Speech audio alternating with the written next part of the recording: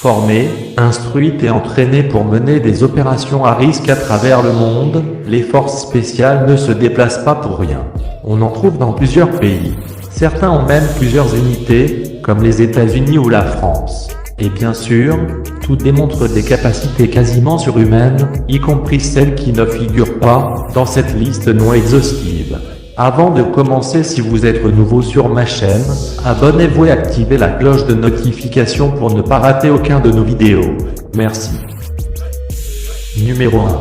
Les Commandos Marines France créés en 1946, les Commandos Marines regroupent cette unité d'environ 90 hommes. Leur mission? Effectuer des opérations spéciales particulièrement sensibles autour du globe. Rejoindre ce corps d'élite s'avère particulièrement difficile et consiste à réussir le STAC, une formation durant laquelle les candidats sont soumis à des épreuves physiques et psychologiques. Chez ceux que l'on appelle aussi les bérets verts, on se doit d'être parfaitement préparé. La sélection initiale est d'ailleurs réputée pour être l'une des plus ardues du monde.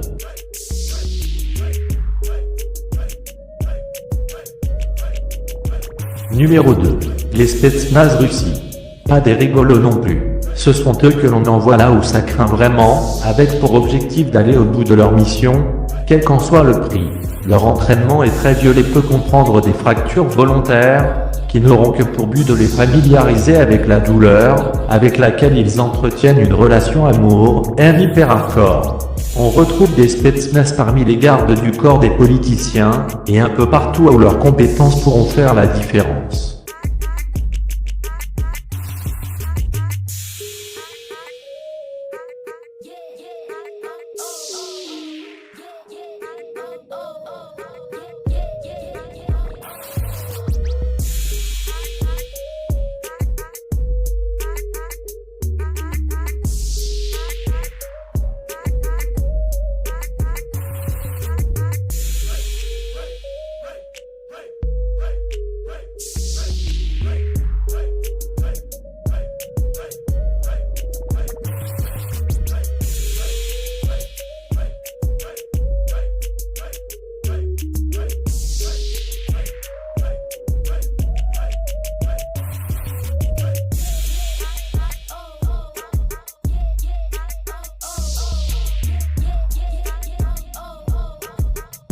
Numéro 3. Les Forces spéciales États-Unis.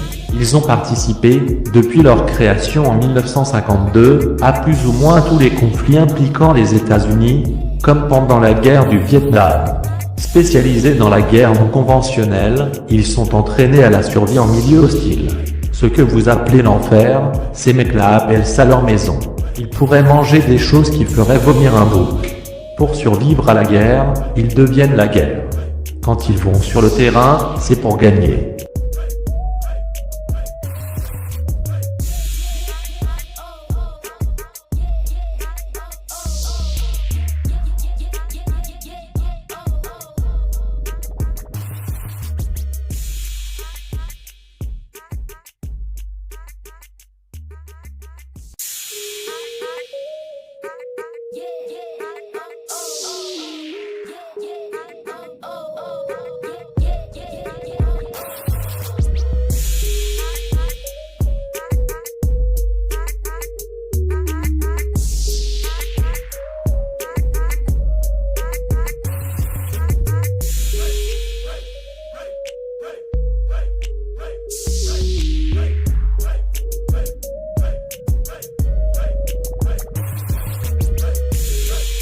Numéro 4. Le SAS Royaume-Uni. C'est lors de la Seconde Guerre mondiale, en Afrique du Nord, que les SAS, Special Air Service de Sa Majesté, se firent en premier lieu remarquer, en infligeant quelques gros revers à l'Afrique à Corps de Rommel. Ayant pour devise qui ose gagne, cette unité ne se déplace pas pour enfiler des perles, et assure imposer des standards d'intervention, qui ont inspiré d'autres commandos dans le monde. Notamment en ce qui concerne la méthode de combat rapproché appelée quasi-fictive.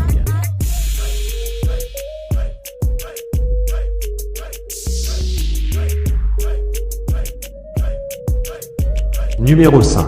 Le MI6 Royaume-Uni. On change un peu de registre avec les espions du MI6, le service de renseignement extérieur du royaume de Sa Majesté la Reine. Vous savez, là où bosse James Bond, 007, qui ne s'est pas vraiment inspiré du boulot de ces vrais agents, qui selon leur dire, ne mènent pas une vie aussi trépidante, chargés de désamorcer les situations potentiellement dangereuses, notamment, ils sont néanmoins très bien entraînés.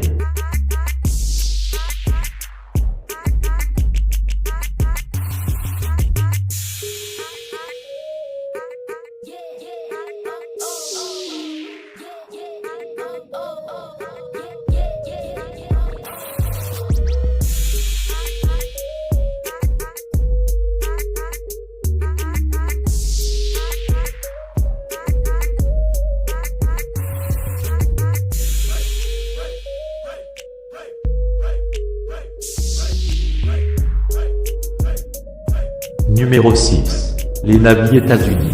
Rattachés à la marine militaire ou aux gardes-côtes, les navires sont, comme le titre du fameux film avec Charlie Sheen le mentionne, les meilleurs. C'est du moins ce que laisse entendre l'oncle Sam, qui les envoie là où ça barde vraiment. Guerre non conventionnelle, contre-terrorisme, prise d'otages, ils étaient au Vietnam, dans le Golfe, en Afghanistan. Plus de 70% des candidats qui se présentent pour en faire partie sont recalés, ce qui donne une idée du niveau requis.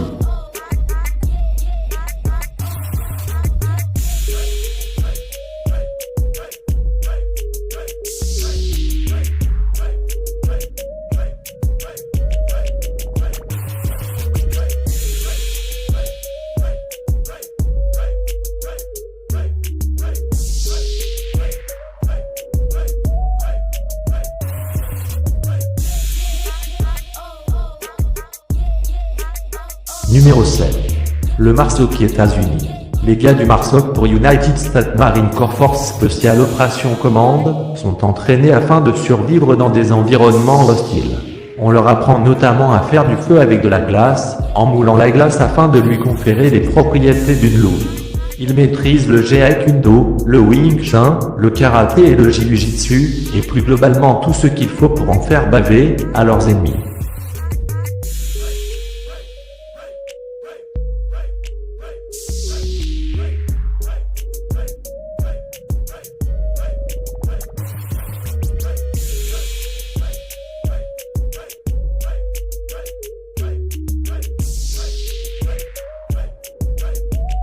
Numéro 8.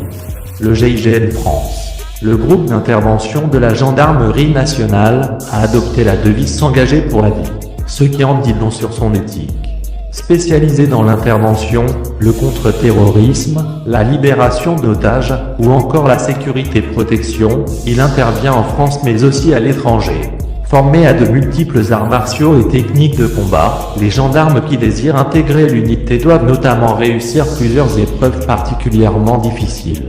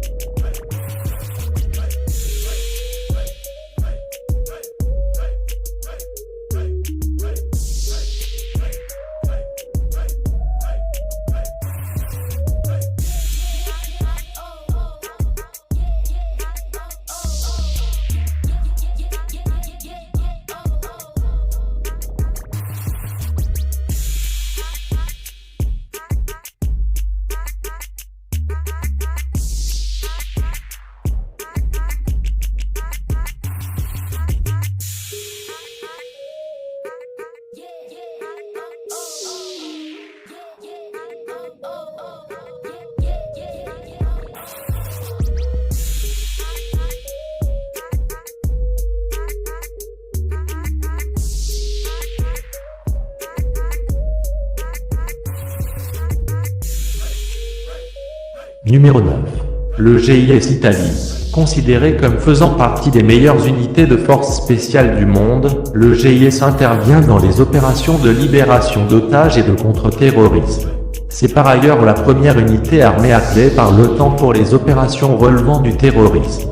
Ce qui en dit long sur la confiance et le respect que ces commandos inspirent.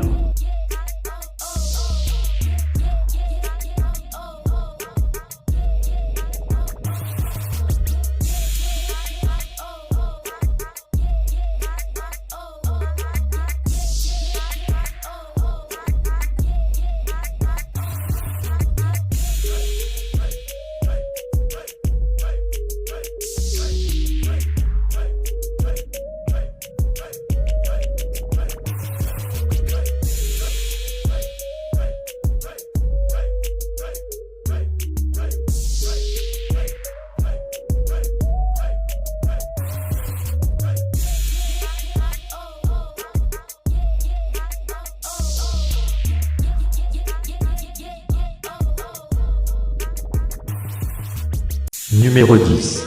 Le SSG Pakistan. Un président russe aurait un jour déclaré que si son pays pouvait compter sur le Special Service Group en plus de ses propres unités, rien ne pourrait arrêter sa conquête du monde. Une déclaration un peu flippante, qui démontre néanmoins sans équivoque la crainte qu'inspirent les membres du SSG.